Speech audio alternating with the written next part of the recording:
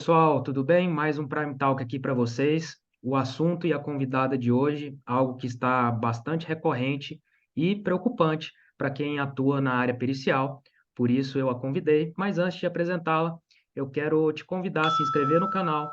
Se esse assunto fizer sentido para você, deixa o seu like e, por que não, compartilhar com alguém que possa ser impactado, que possa ser ajudado com essas informações que nós vamos passar aqui para vocês. E vamos direto ao ponto, um assunto que vai trazer um pouquinho de polêmica, mas eu gosto de conversar com quem vive a realidade do negócio. Raíssa, se apresenta para o pessoal. Bom, meu nome é Raíssa Soares, eu sou perita judicial, atuo com a perícia judicial já há 10 anos, mas comecei como assistente técnica, então eu venho de 12 anos aí da advocacia e fui me apaixonando pela perícia judicial já da advocacia. Com isso, tudo foi um pouquinho mais simples por conhecer o processo e tudo mais. E aí, criei um Instagram, comecei a ser um pouquinho polêmica, porque eu gosto desse tipo de pauta, polêmica, e com isso eu falo sobre perícia, lá no Só Perícias, e ajudo também os peritos judiciais a entenderem o que é realmente a grafotécnica, a documentoscopia e como atuar no processo judicial. Muito bom. Pessoal, a Raíssa, ela tem uma didática muito boa, ela consegue ajudar muita gente aí. E o nosso papo aqui hoje vai ser justamente sobre esse início na carreira pericial, né, que pode ser feito de várias formas, né, desde você estudar para ser um perito oficial, passando num concurso público, até essa forma que a Raíssa mesmo disse, né, é a forma que eu meio que ingressei na perícia também. Eu sou apaixonado pela assistência técnica, para mim é uma vertente da perícia que ela te proporciona diversos cenários, né? Desde o empreendedorismo, de correr atrás dos seus próprios ganhos, até uma liberdade de fazer sua própria agenda. Mas o assunto aqui hoje é especificamente para o pessoal da perícia judicial, e eu quero já iniciar te perguntando, Raíssa, como que você tem visto o cenário, né? Como que está o público atual, essa galera que está chegando agora na área pericial, como é que você tem percebido a preparação técnica deles?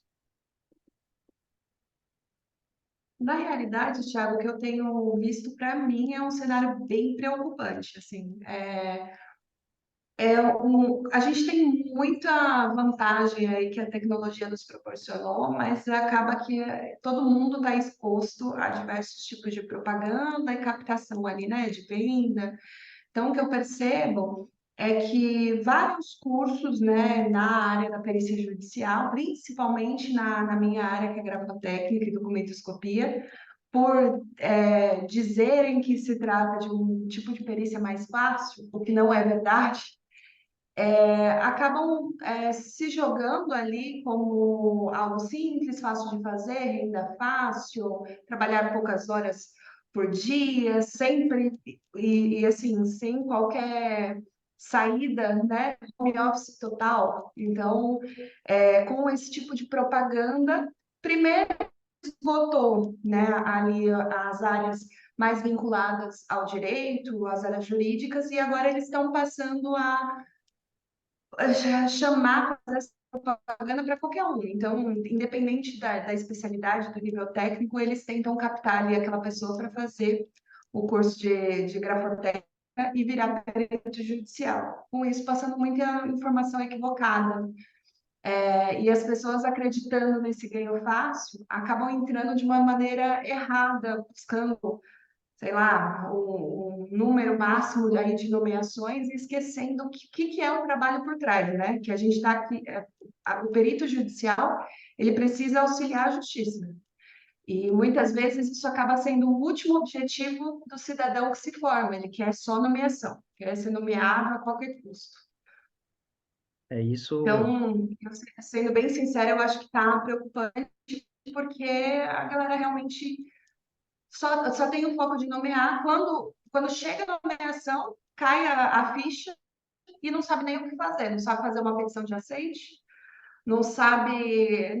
Muitas vezes não sabe nem fazer um peticionamento, não sabe que tem que ter certificado de higiene para poder peticionar dentro de um processo. Então, aí, quando cai no colo, a pessoa já fica preocupada assim, não sabe o que fazer. Eu recebo muita gente lá no Instagram com dúvidas assim básicas que esses cursos deveriam ter sanado antes dessa pessoa realmente se lançar, né? Então, fora a parte técnica, né? Que realmente assim, na Grafo, hoje em dia as pessoas têm essa má impressão, são instruídos de forma totalmente equivocada, que é algo simples, algo que qualquer um pode fazer. Mas quando você vai se aprofundar, e eu digo para mim mesma, o primeiro curso que eu fiz não me ensinou o que era gráfico de verdade. Eu fui atrás de pós com vocês, fui atrás de Samuel, de Eric, Priscila, todo mundo aí para poder realmente entender o que era gráfico, o que seria um disfarce. Então, a partir daí, você entende, nossa, aquilo que ensinaram naquele primeiro curso não é nada. E essas pessoas estão indo e causando muita injustiça, né? O que me dá uma pena é ver gente que já sofreu golpe tomando um outro golpe pelos peritos judiciais que não sabem fazer o trabalho. E aí acaba que a gente tem decisões muito equivocadas, porque os juízes, como não têm a técnica, acreditam que essas pessoas estão sendo formadas com qualidade e tudo mais. É É bem isso, preocupante. Então, mas, assim, minha opinião é que algo deveria ser feito. Não sei se é dentro da nossa classe, se é os tribunais que vão precisar traçar limites, mas realmente está ficando difícil assim de entender até que ponto isso vai chegar. isso para mim é mais do que preocupante. Isso aí pode acabar gerando um problema na verdade já está gerando, né? Colocando uma profissão em pleno descrédito, né? E esse descrédito eu costumo assemelhar muito. Teve um tempo que a profissão de corretor de imóveis ela estava sendo extremamente é, assim, tratada de forma pejorativa, né? Que o corretor de imóveis era uma pessoa que tinha dado errado em todas as áreas e com o network que ele conseguiu, ele decidiu comercializar imóveis e fazer a ponte ali entre duas pessoas. Que a gente sabe que não é verdade, vai muito além disso, né? Só que Uhum. criou-se esse estigma aí de personificar essa pessoa do corretor de imóveis dessa forma. E eu estou enxergando algo muito semelhante com a perícia. As Pode pessoas ser. que não conseguiram dar certo nas suas profissões ou que se frustraram de alguma forma, estão enxergando uma oportunidade, né? Muito em cima disso que você falou, né? De divulgações que prometem ganhos astronômicos, que promete facilidade, e aí as pessoas vêm e a gente recebe pessoas de qualquer área de atuação, né? Tem enfermeiro, tem advogado, tem engenheiro, você tem pessoas da área da medicina veterinária, você tem profissionais de todas as áreas possíveis e a perícia está aí de portas abertas, mas você precisa entender que a qualificação é necessária. Você falou um Total. ponto bem interessante, que eu acredito que as pessoas confundam bastante, né? De tratar a documentoscopia, a grafoscopia como uma área simples, e, Banal. e eu costumo citar que isso acontece porque são questões, são conhecimentos que envolvem documentos e assinaturas. E isso está presente no nosso dia a dia, faz parte Sim. da nossa rotina, né? Você pegar uma nota no comércio e analisar se a nota é falsa, se não é. Você pegar uma assinatura e num documento e às vezes achar que aquela pessoa tentou forjar ali. Então, faz parte do nosso cotidiano. Só que a ciência por trás disso, para fazer as análises, é algo muito mais complexo. Então, Sim. talvez esse seja um ponto. E o segundo ponto é que essa é a parte técnica. Existe a parte burocrática, né, que é entender o processo judicial, entender os trâmites processuais. E eu queria que você falasse um pouquinho disso. Como que tudo bem que nós viemos de uma base jurídica, né, uma formação jurídica, mas como que você tem percebido isso, né, essa dificuldade das pessoas em entender essa burocracia do judiciário e o que que você sugere que possa ser feito para superar essa dificuldade? Olha, o que eu sinto muito é que falta prática, falta, porque assim. É lógico que você precisa estudar ali o CPC, entender, né, o que que é o Código de Processo Civil brasileiro, como que o que que o perito tem que fazer, como que ele tem que se comportar. Existem algumas formalidades, mas que como a gente acaba tendo perito de todas as áreas, muitos não têm esse know-how para entender. Então, eu acho que uma das opções seria realmente ter essa prática, né? Você começar a vivenciar, ver um processo, entender. Eu acho que essa é uma. Tanto acho que essa é uma boa saída, que é o que eu faço lá no grupo que eu criei de prática, é exatamente possibilitar que as pessoas tenham acesso a um processo judicial e entendam ali como que ela vai desenvolvendo o trabalho dela, como que é uma petição de aceite, que ela treine ali, sabe? Não fique baseada em modelos que te fornecem, porque cada caso é um caso completamente diferente. E uma outra coisa que as pessoas não têm a menor noção. Um, é, no estado de São Paulo, que é onde eu atuo, funciona uma perícia judicial, o trâmite de uma perícia judicial é completamente diferente do estado de Santa Catarina, de Sergipe, porque cada tribunal tem uma forma, os juízes de determinada região, eles estão acostumados a movimentar o processo de formas diferentes. Então, por exemplo, em São Paulo, eu tenho pouquíssima dificuldade com honorários, porque os juízes já estão mais atentos, eles já aplicam mais alguns entendimentos do STJ, né? Com maior facilidade, você não precisa ficar discutindo muito isso. Em compensação, em outros estados, como tem peritos que aceitam trabalhar por um valor muito menor, às vezes os juízes não estão tão atualizados, eles acabam tendo mais dificuldade. Então, assim, é você entender que o processo ele tem um trâmite rígido que está especificado em lei, porém que na prática as coisas costumam mudar um pouquinho. Às vezes você não sabe, você sempre acha que o juiz está falando com você, mas muitas vezes não é o juiz, é um diretor de secretaria, um escrevente que está dando o andamento ali, e isso você vai pegando conforme você vai ganhando experiência, né? E aí você vai conseguindo ali entender quando você precisa ir até o cartório, bater na porta deles, conversar, e quando uma manifestação vai resolver. É tudo uma questão, eu acho que de você poder conseguir praticar um pouco mais, né? E a gente tem dificuldade, porque ao mesmo tempo a gente tem ali que proteger, né, o sigilo processual das partes. Então a gente tem que tomar todo esse cuidado, ao mesmo tempo que a gente precisa treinar esses peritos, a gente tem que tomar cuidado com o processo judicial, com as partes, para que tudo isso seja feito de uma forma a não interferir no direito de ninguém, né? Mas eu acho que talvez seja uma solução você poder praticar, ainda que numa forma simulada, né?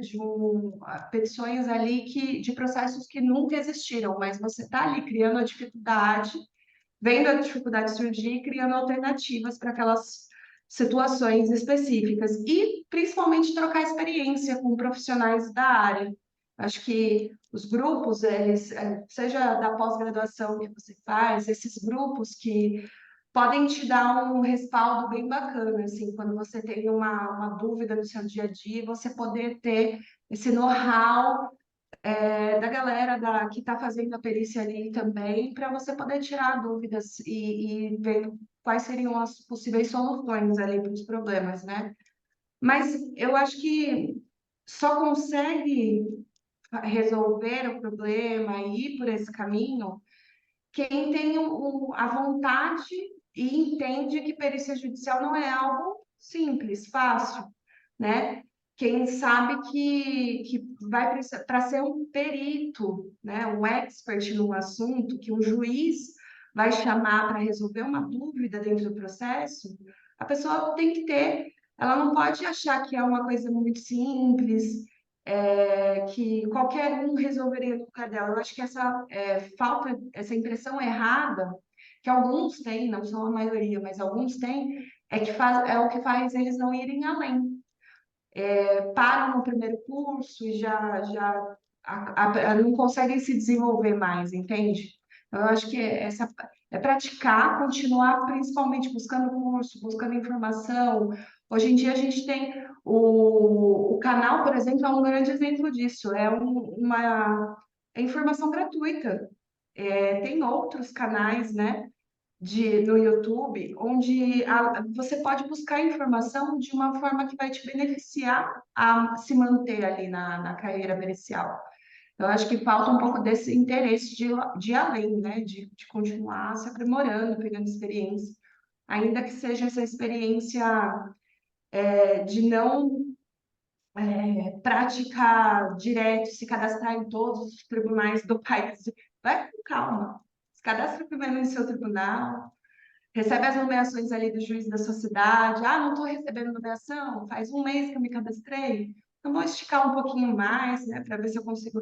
E vai com calma, vai ganhando a experiência para depois você ir ampliando. Senão, eu acho que acaba que você mete os pés pelas mãos, porque quantos peritos eu já não vi que me procurar desesperado porque recebeu 20 nomeações dentro de um mês e não sabia nem como dar o aceite.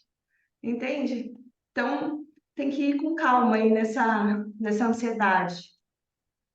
Bacana. Eu gosto muito de ressignificar alguns conceitos e trazer uma aplicação adaptada. E eu considero essa questão do perito já se cadastrar em todo o Brasil de uma vez só, é a mesma coisa de, imagina você abrindo uma empresa, acabou de abrir sua empresa, e aí você quer espalhar filiais pelo Brasil inteiro. Você não domina nem a sua região, você não é o melhor nem na sua região e você já quer abrir filiais pelo Brasil inteiro. Vai dar errado, né? Até porque isso que a Raíssa falou é um ponto muito importante. Nós vivemos num país de dimensões continentais. Cada estado tem a sua maneira. E dentro de cada estado ainda tem as diversidades. Por quê? O juiz da capital pensa de um jeito, do interior pensa de outro. Entre os próprios interiores, tem juiz que vai responder por mais de um, e aí você tem que saber se ele realmente compartilha daquela linha de pensamento ou se não é mais aquela.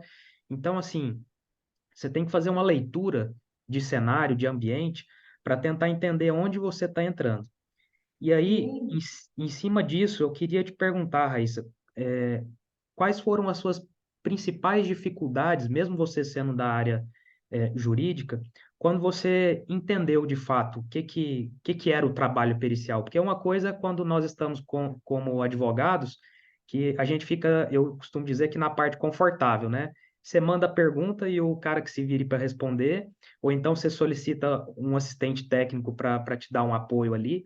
Mas quando você entrou de fato, né, que você viveu na pele ali, quais foram as suas principais dificuldades, principalmente passando a entender que se você cometesse erros graves ali, tinham punições que são previstas inclusive na própria legislação. Como é que foi esse começo seu? Tiago, eu tive um começo bem atípico assim da maioria. Por quê? Porque eu sou muito estrategista. Então, como eu te falei, eu comecei com assistência técnica. Na assistência técnica, a gente tem um pouquinho menos de. Não que a responsabilidade seja menor que a do perito judicial, porque apesar de atuar como assistente técnica, eu busco a verdade real da perícia, independente da versão que meu cliente precisa ali apresentar. Então, eu sempre busco que a versão dele seja comprovada, mas caso não seja, eu deixo claro, né, no meu contrato ali que eu busco a verdade real. E por conta disso, eu já sabia que o perito judicial, por trabalhar com o processo, eu já sabia qual era a responsabilidade, que inclusive responde criminalmente, né, se cometer um erro, do perito judicial. E eu optei por não atuar com perícia judicial nos primeiros anos, até eu me sentir confiante o suficiente para atuar com a perícia judicial. Então, inclusive quando eu me lancei em Instagram, eu ainda nem atuava, não tinha nem me apresentado ainda como perita judicial. E aos poucos, quando eu fui percebendo que o que chegava na assistência eu conseguia resolver, e principalmente que tinha muitos laudos ruins que eu precisava ir para o lado da perícia judicial para assistir ali os juízes mesmo e ter mais casos ali onde a gente tivesse um laudo correto. Aí eu fui. Então, assim, eu não tive tanta dificuldade por conhecer o processo e por ter atuado como assistente técnica inicialmente. Porém, eu tenho uma realidade que é totalmente diferente da maioria. Eu me cadastrei como perita judicial só na minha, eu já sabendo que podia ser, né, complicado, como que eu queria fazer, só na minha cidade. Depois eu fui ampliando. Então, eu morava lá em São Bernardo, e aí eu fui ampliando ali para a região metropolitana. Então, tudo foi muito estratégico e coordenado. Então, eu não sofri tanto com a perícia judicial. Foi algo que, para mim, mas não é a versão da maioria, foi simples, mas porque eu não fiz o que a maioria faz. Eu não saí me cadastrando. Ficou simples porque você fez ficar simples, né? Com a E, sua cautela. pois é. E assim, eu vou te falar, uma outra coisa que ajudou foi a assistência, ela já me garantia o financeiro do escritório.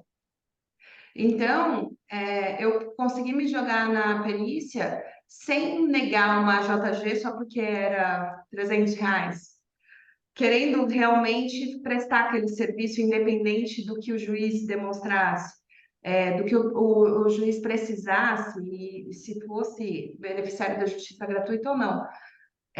Mas em São Paulo, por exemplo, São Bernardo do Campo, todos os juízes que me nomeiam em processos que têm discussão bancária, eles já aplicam o tema 1061 do STJ. Então, é sempre uma perícia paga. Mas eu fico pensando assim, por que a maioria, ou porque até o pessoal nos cursos, né, não passa essa outra possibilidade de você conseguir entrar na perícia judicial sem ansiedade, de forma calculada, estratégica? Porque, por exemplo, se eu saísse, ao invés do jeito que eu fui, primeiro pela assistência, depois na perícia na minha cidade, ali em minha região. Se eu saísse me cadastrando no Brasil inteiro, eu tenho certeza que eu não ganharia em lucro, em dinheiro, o que eu ganhei fazendo dessa forma. Porque o que eu tive de feedback de Sergipe, por exemplo, é que uma perícia paga lá é no máximo R$ 800. Só que eu recebo isso numa assistência, recebo muito mais que isso em uma assistência. Então, um perito que sai se cadastrando precisa atuar em 3 pagas lá para o Nordeste para ele conseguir o valor que eu ganhei aqui indo calmamente com uma perícia só. Então, é uma falta de estratégia que o pessoal tem, que eu acho que talvez seja porque não tem alguém para dar essa visão, né, que a gente está dando aqui, que tem outras formas, que você não precisa sair afoito buscando número de nomeação, quando você pode ter nomeações e prestação de serviços, né, na assistência também, melhores, que vão te remunerar e te garantir melhor. Então, infelizmente, a resposta à sua pergunta é que eu não tive tanta dificuldade, mas não é por querer dizer aqui que eu sou a melhor na perícia judicial. Imagina, tô ainda batalhando, tô fazendo curso atrás de curso, estou na pós também de assinaturas eletrônicas, não paro. Mas nesse aspecto eu tive mais estratégia que a maioria. Esse é um ponto muito importante, mas eu diria que você teve as suas dificuldades, porque eu imagino que no início você ficava ali tentando se segurar também, porque, querendo ou não, a gente quer sempre expandir os nossos conhecimentos, expandir a nossa área de atuação. Então, a sua dificuldade foi algo muito mais interno seu, de se convencer que a sua estratégia ia funcionar, do que enfrentar as adversidades do próprio mercado. A sua estratégia foi boa porque você se protegeu profissionalmente, né? E quando você se lançou para o mercado, você já estava com um gabarito muito mais pronto, né? Eu acho até que eu posso dizer que teve sim se você sabe, você assim como eu, empresário tem que estudar demais. Então, eu acho que talvez comparado a outras pessoas que só pegam a informação e saem fazendo, sem pensar muito, né? Sem fazer muita estratégia, Talvez tenha sido essa também a dificuldade, de você parar e pensar um pouquinho e falar, não, peraí, eu estou entrando numa nova carreira, eu tenho que ter um plano para esse negócio acontecer. Então, eu tive esse passo para trás de planejamento, que foi um processo a mais. Então, levando isso em consideração, eu acho que teve essa dificuldade a mais, que é traçar uma estratégia pura e simplesmente, né? Que a maioria não faz. Perfeito. E se você que está assistindo agora trabalha ou está começando agora, coloca aí nos comentários qual que é o seu plano A, seu plano B, seu plano C, para atuação, né? Se o plano A não der certo, qual que é o seu plano B? Enfim, quais são as suas opções de trabalho? E aí, Raíssa, eu queria tocar num ponto, né? Tocar na ferida de verdade, porque assim como você, eu gosto de provocar alguns assuntos, porque as pessoas têm que acordar, né? As pessoas não podem achar que a vida é um mar de rosas. Então, você tem que cair na realidade. E nós, talvez, estejamos diante de uma das gerações mais preocupantes, né? Do Brasil como um todo, né? As pessoas estão extremamente ansiosas, as pessoas estão extremamente imediatistas. E Uhum. isso eu acho que tudo na vida tem um ponto positivo que você pode tirar, né? Em sendo assim, esse perfil, as pessoas estão desenvolvendo estratégias que funcionam mais rápido. Mas, por outro Uhum. lado, elas também estão ficando doentes, né? Doentes emocionalmente, doentes psicologicamente, e isso traz uma ansiedade, uma comparação, né? Por exemplo, uma pessoa que está começando agora, eu já queria ter a propriedade para falar como o Tiago e a Raíssa fala de determinados assuntos, eu queria ter a propriedade de atuar como a Raíssa já atua, como outros diversos profissionais já atuam, eu queria saber fazer uma perícia grafoscópica como o Samuel faz. Poxa, esses Quem caras não estão queria, aí, né? o Samuel está aí há mais de 20 anos, só Nossa. analisando a assinatura. Então, assim, as coisas não acontecem do dia para a noite. Mas eu queria tocar nesse ponto, por quê? Porque a gente percebe que as pessoas fazem cursos de final de semana, fazem ali um acompanhamento de mentoria que seja, e acham que já estão prontas, né? Eu queria que você passasse a sua percepção de como que esse cenário tem se refletido na prática mesmo, né? No mercado, né? Como que está a qualidade dos laudos que você tem visto por aí, como que está a qualidade dos trabalhos que você precisa enfrentar, né? Do lado da assistência técnica, porque isso tem me preocupado, as pessoas se lançado para o mercado, né? Sem um conteúdo tão aprofundado, sem se prepararem o suficiente, isso reflete como um efeito dominó, né? Como você disse anteriormente, prejudica do ponto de vista do magistrado, que talvez não tenha o conhecimento aprofundado, por isso que ele precisa de vocês, Uhum. e também do ponto de vista dos próprios colegas de profissão, né? Como é que você tem enxergado a qualidade do trabalho e essa perspectiva do mercado? Olha, eu atuo muito, para falar a verdade, assim, na perícia judicial, eu não tenho esse feedback tão grande, porque eu nunca tive problema com assistente técnico ou coisa do tipo, mas eu posso falar com propriedade da assistência técnica, onde já atuei em mais de 200 processos. E assim, desses 200, mais da metade são laudos ruins, ruins mesmo. Laudo, eu não sei se eu creio que sim, né? Porque você acompanha Samuel e tudo mais. Mas para você ter noção, eu já tive que impugnar, de fazer parecer contra laudo, né? Avaliando o laudo, onde o cidadão tinha 3 peças questionadas e uma paradigma, para fazer um confronto de assinaturas. Ou seja, ele tinha mais padrões do falsário, nesse caso, do que do próprio periciando. Não faz sentido algum. A pessoa, ela não tinha o básico, sabe? E o que eu acho, assim, apesar de falar de uma forma... Às vezes eu acho que eu falo até rápido demais, né? Eu tenho que dar uma desacelerada. Mas, apesar de falar com propriedade, eu me sinto com a competência, a qualidade que o Samuel tem. Eu fiquei com o tapete, o grupo que eu tenho, né, de prática, fazendo atividades e conversando com o pessoal por um ano, para então me sentir capaz o suficiente de passar alguma informação para eles por meio de aulas, que agora a gente tem no grupo.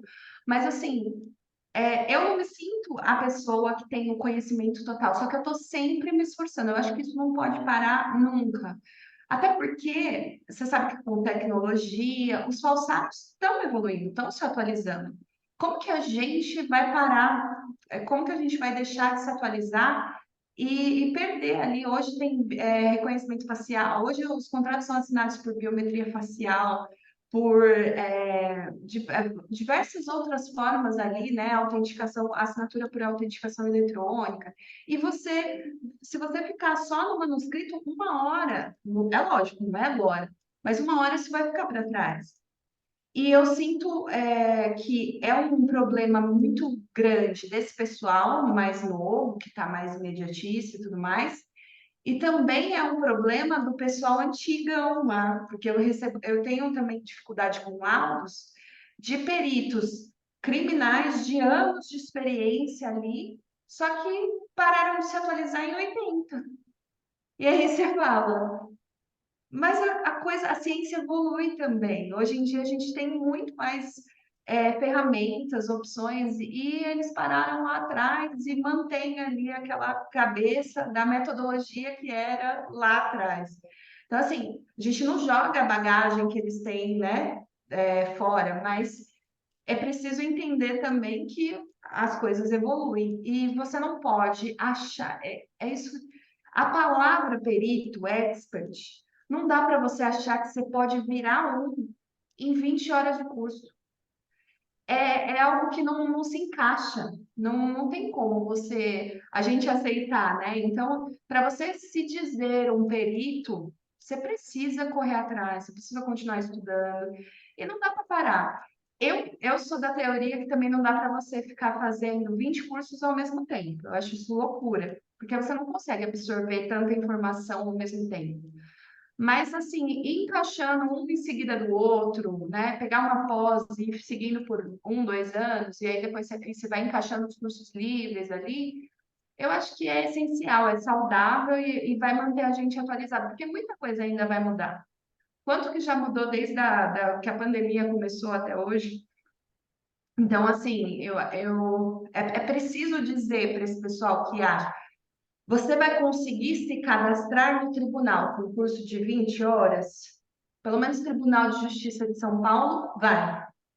Mas vai ser suficiente para você fazer um bom trabalho? Não, não vai. Então você precisa correr atrás para ter o conhecimento técnico necessário. Outra, entender que você não precisa aceitar tudo. Um dentista, ele é especializado em implantes. Ele vai aceitar uma perícia de bichectomia? Não, ele é da área, ele é dentista, foi nomeado um perito dentista, mas ele precisa. É uma das coisas que eu brigo muito com o pessoal. A gente não se faz aceite sem examinar o processo. Você precisa olhar o processo, estudar e ter certeza que você vai conseguir eliminar a dúvida que está ali. Se você não for conseguir, declina, deixa que outro perito que saiba fazer, que tenha aquela experiência, faça. Porque a gente está. Você aceitar na verdade, só visar o dinheiro, os honorários, que às vezes nem é tanto assim,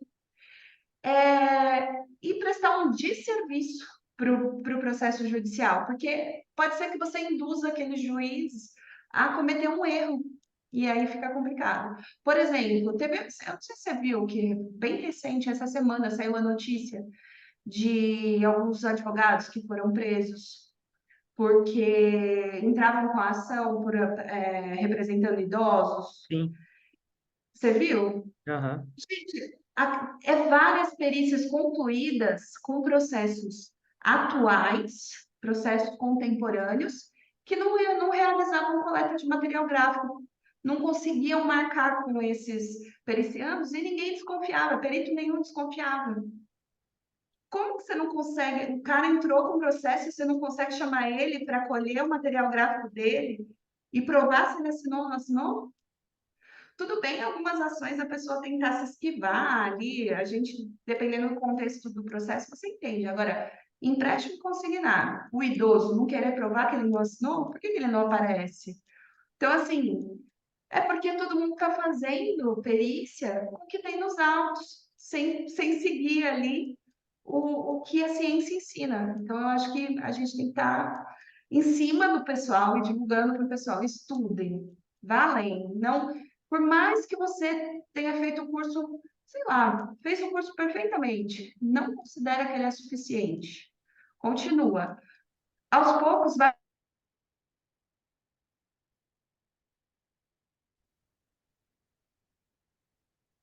se especializando até que você efetivamente sinta que você tem ali competência suficiente, mas ainda assim, lá na frente, se você se deparar com uma perícia que você acha que não vai dar, ou contrata um mentor para te auxiliar, que tenha essa experiência, né? Ou você declina. É melhor do que fazer uma besteira para o judiciário e prestar esse serviço, né? Porque a gente está ali para ajudar o juiz e não para atrapalhar. Exatamente. Eu gosto muito de analogias para fazer um aprendizado por memória associativa.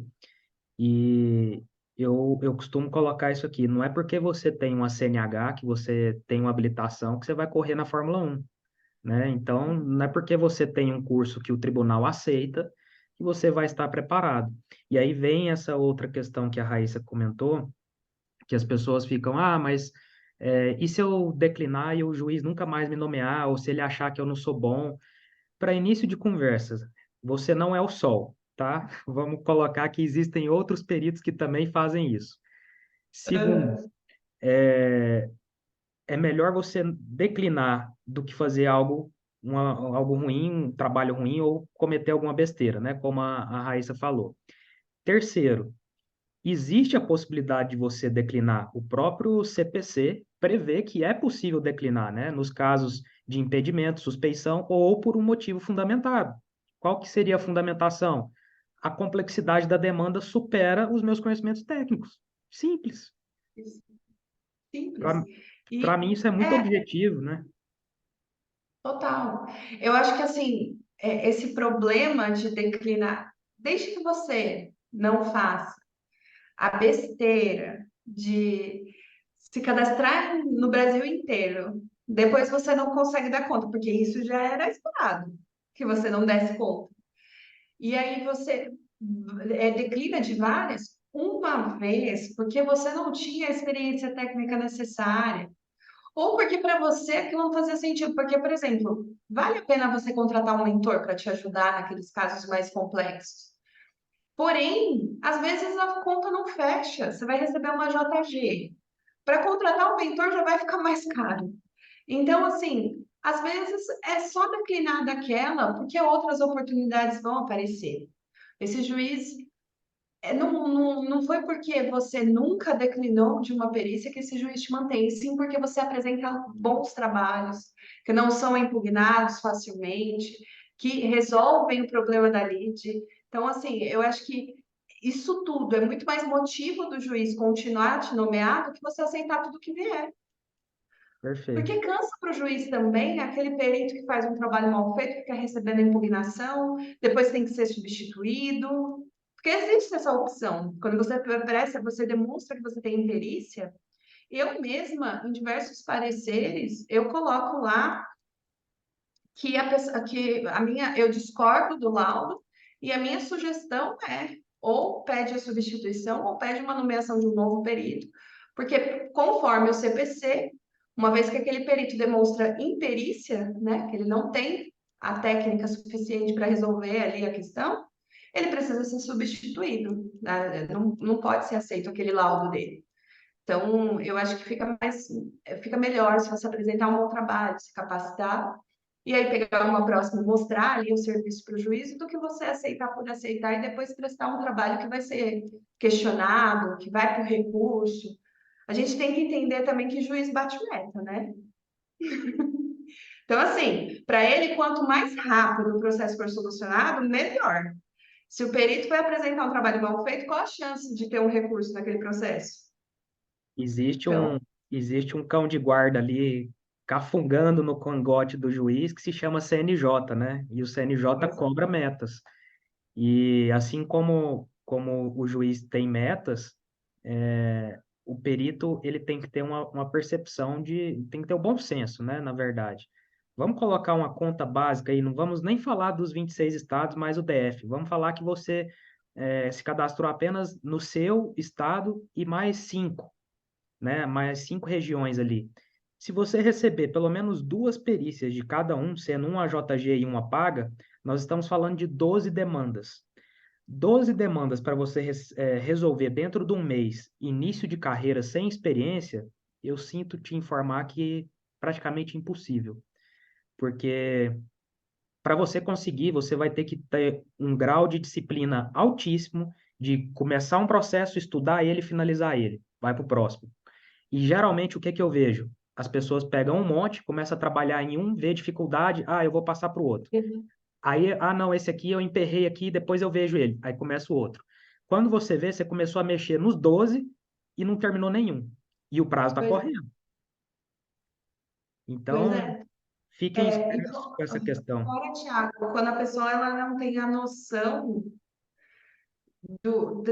dessa parte de prazo correndo, né?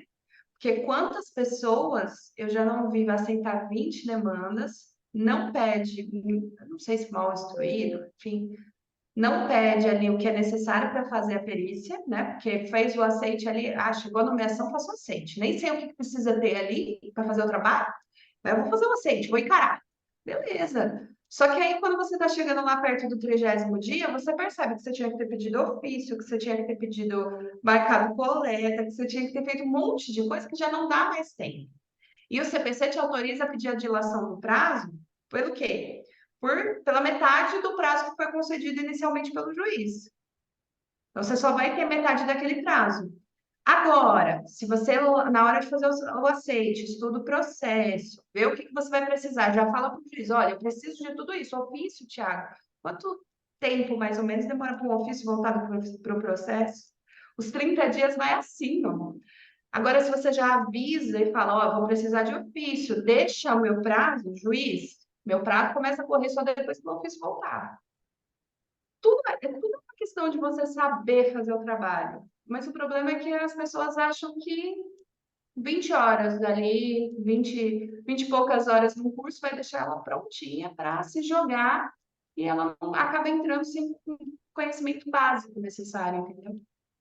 Exatamente. Em cima disso, para a gente já caminhar para o encerramento, eu quero tocar em dois assuntos contigo, contextualizando o nosso papo aqui. O primeiro deles é o seguinte: a minha concepção, né, o meu modo de pensamento, passa muito pelo que você falou aí. Eu acho que o principal objetivo da perícia é trazer a verdade, né? É você trazer a verdade e combater a injustiça em algum caso, para ajudar as pessoas que estão envolvidas nele. O dinheiro, ele vai ser consequência de tudo na sua vida. A partir do momento que ele assume o papel principal, tá errado. Tiago, mas como é que eu vou viver? Óbvio, não vou ser hipócrita, né? Todo mundo, nós vivemos num mundo capitalista, todo mundo precisa lá do seu dinheiro, não só para sobreviver, mas para viver.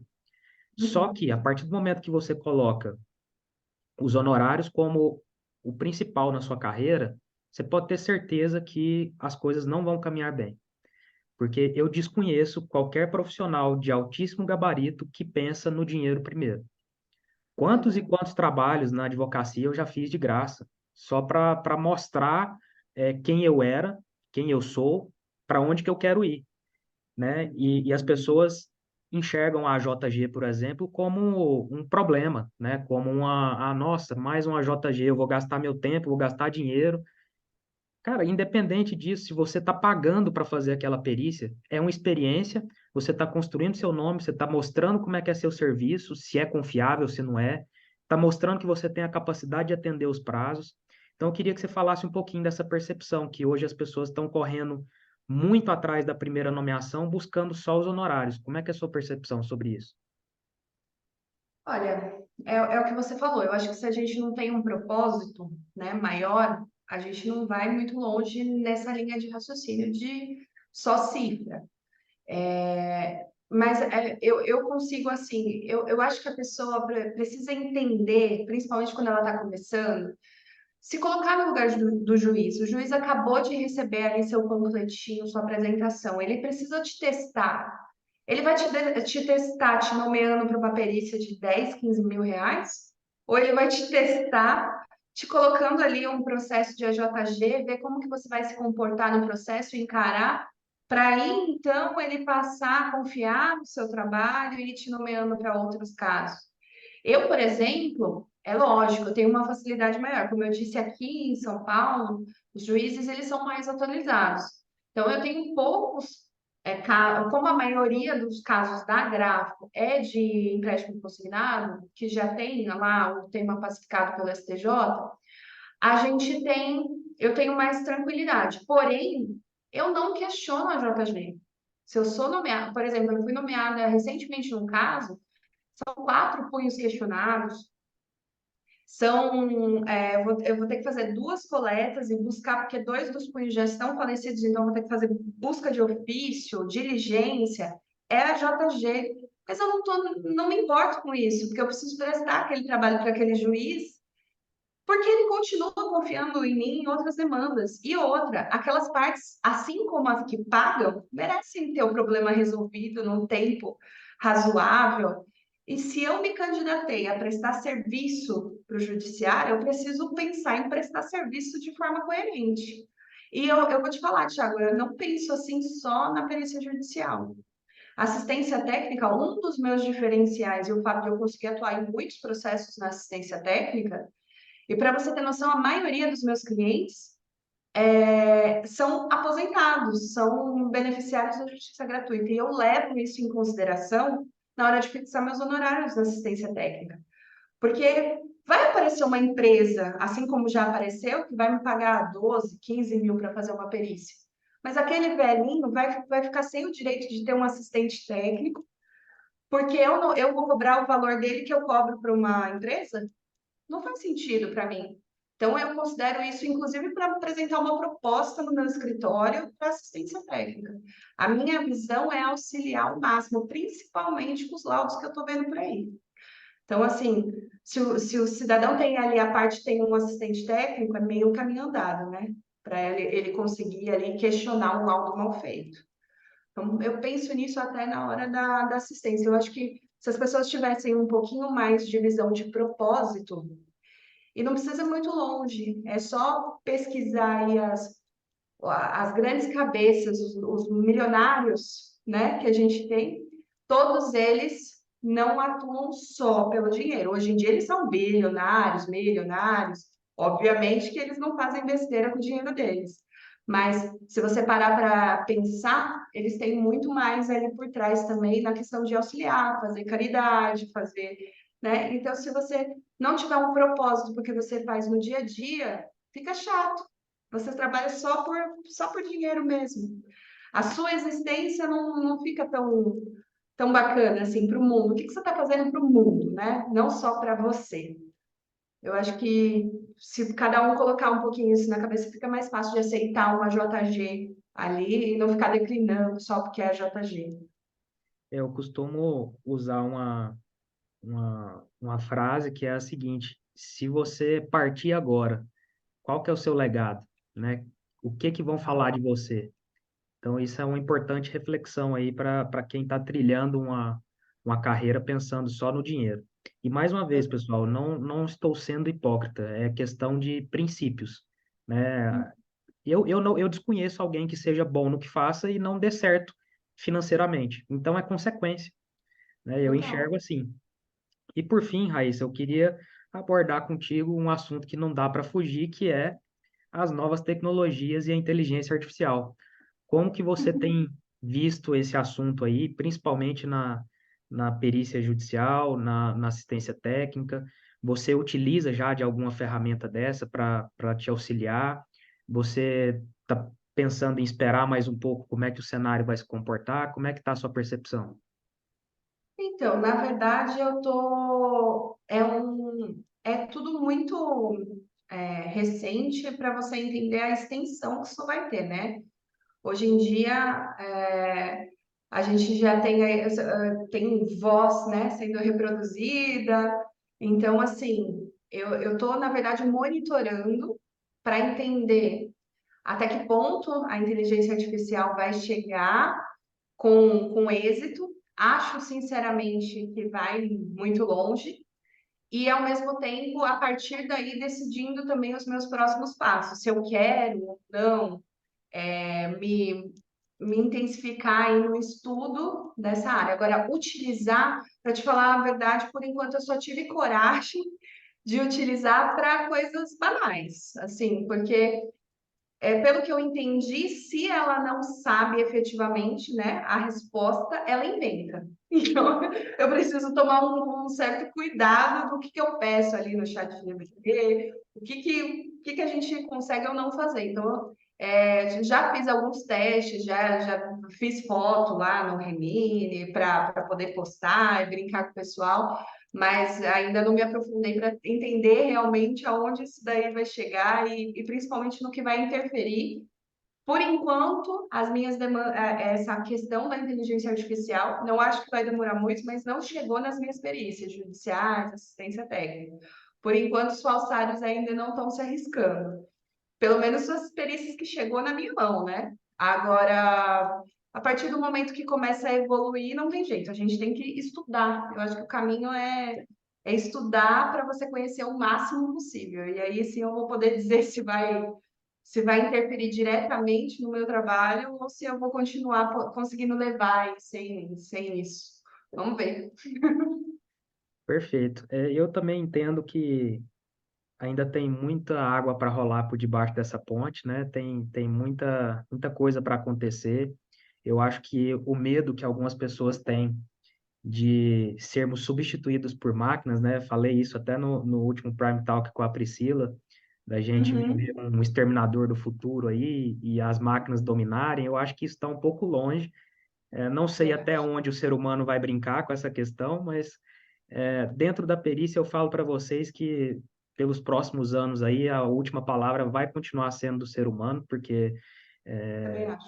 senão, se você colocar a máquina para fazer tudo, você está inviabilizando a própria existência sua, né? Não faz muito sentido isso.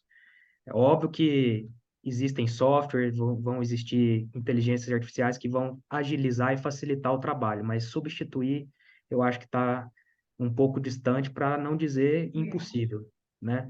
Então, para finalizar o desafio que eu estou fazendo com todo mundo, considerando a Raíssa agora iniciando a carreira hoje, recebeu a primeira nomeação, o que que você faz? Os primeiros passos. Dentro da sua área, doc grafo, e vamos colocar já um caso concreto. A dona Hum. Maria, de 60 anos, pegou um empréstimo com o Banco Dinheiro. Qual que é seu primeiro passo? Primeiro eu vou estudar o processo inteiro, entender realmente o que que a Dona Maria está dizendo que fez, que deixou de fazer. E vou ver o que que o banco também está dizendo, que não é sempre que o banco está errado. Tem muita gente que parte do pressuposto que a instituição sempre está errada.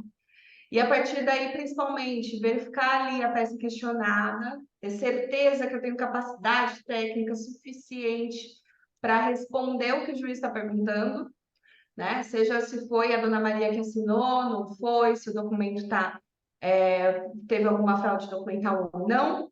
E a partir do momento que eu tiver essa certeza, eu faço o meu aceite, verifico ali se uma coleta de material gráfico atenderia todos os critérios da grafoscopia para poder continuar com ela. Se não, buscaria padrões, ou uma quantidade razoável de padrões, tá, gente?